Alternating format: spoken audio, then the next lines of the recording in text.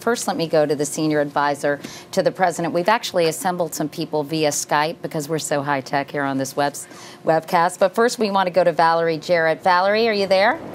I am here, Katie. Good evening. How are you? Good evening. I'm good. Thanks so much for joining us. Let me ask you a Twitter question, if I could. W. Phipps writes, if the president listened to his base and respected his voters rather than appeasing the GOP, he would be effective. Do you think because he's been reaching out to Republicans, the president is risking losing those progressives who are so passionate or were so passionate about his agenda? You know what, Katie, I think that anyone who heard his speech tonight would know that it resonated broadly and deeply with the American people, and that we should stop talking about progressives or independents or conservatives. We should talk about what's good for the people, because the American people have one thing in common right now.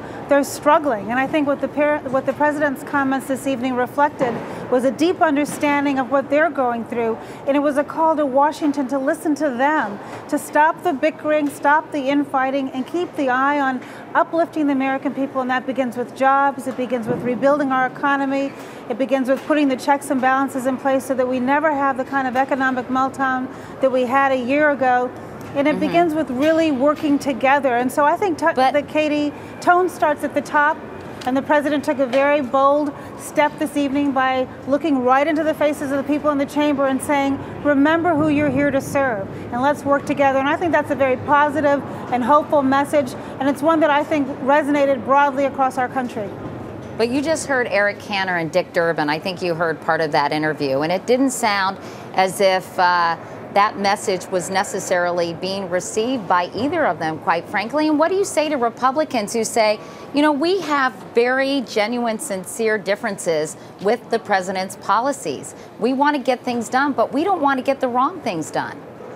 Well, you know what the president said this evening? He said, we're going to have certain philosophical differences, but let's figure out what we have in common. And I think judging by the level of bipartisan applause in the room, there's plenty of room where if we come together and we work in good faith, we can move our country forward. And so what the president's appeal was, is let's try to have a civil dialogue. Let's not yell at one another. Let's not scare our constituents and the people who are working so hard and who are counting on us to deliver for them. He also said, look, there are limits to what government can do. We have to tighten our belts just like everybody around the kitchen table is focusing. We have to work to live within our means. We also have to jumpstart this economy.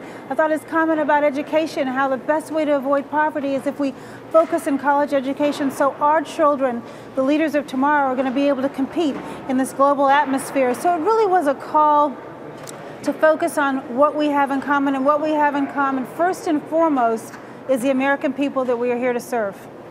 And real quickly, Valerie, because I know you have to go, but what do you make of criticism of the president that he seems cold and dispassionate, too wonky, Spock-like? He's running a think tank instead of the White House, and he just doesn't. The American people don't feel as if he's emoting enough, that he's governing from his gut enough. He's almost too cerebral, as Bob said earlier.